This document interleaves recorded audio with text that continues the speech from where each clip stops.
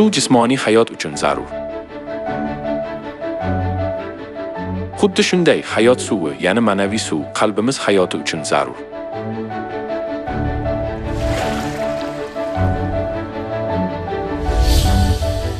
Unda bu davrda bizga kim hayot suvini beradi?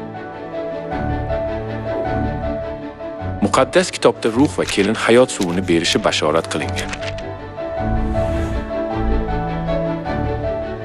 Ruh ham, kelin ham kel deb chorlayapti. Ushbu bashorat so'zlarini tinglayotgan kishi ham kel deb aytsin. Kim chanqagan bo'lsa kelsin. Kim xohlasa hayotbaxsh suvdan tekin bahra olsin. Bu davrda bizga hayot suvini beradigan ruh va kelin kimlar? Ruh Ota Xudodir. Ruh bilan paydo bo'lib, bizga hayot suvini beradigan kelin kim? Bu yoqqa kel. Men senga kelinni, qo'zining xotinini ko'rsataman. Samodan, Xudo huzuridan tushayotgan muqaddas shahar Quddusni ko'rsatdi. Muqaddas kitobda kelin, qozining xotini samoviy Quddus deb o'rgatilgan.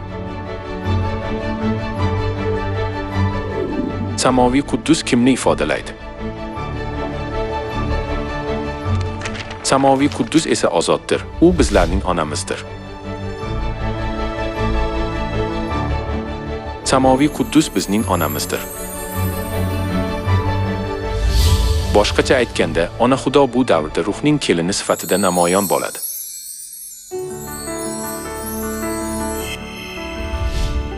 Shuning uchun bu davrda ruh va kelin sifatida namoyon bo'lgan Ota Xudo va Ona Xudoni qabul qilib, hayot suvi barakasini olishimiz kerak.